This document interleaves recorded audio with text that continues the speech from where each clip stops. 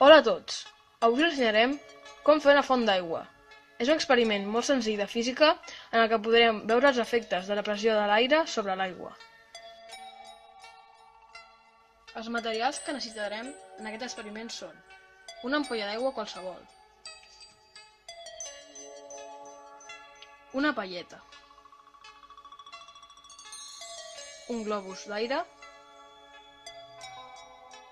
una pistola de silicona, un recipient i finalment un ganivet.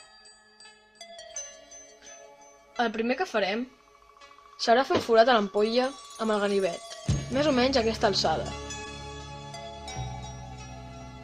Després, introduïm la palleta per al forat fet anteriorment.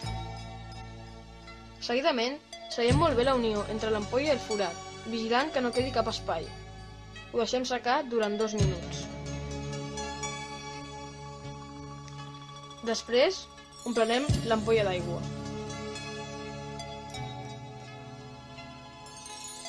Més o menys amb aquesta quantitat. I finalment, inflem el globus.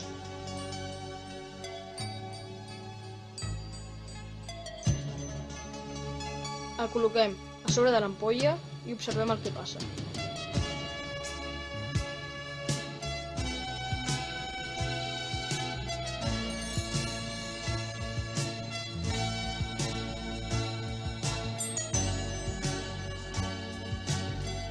Això passa gràcies a la pressió de l'aire, que hi ha en el globus, que empuja l'aigua cap a baix, i com que no té cap més lloc per on sortir, ho fa a través de la palleta.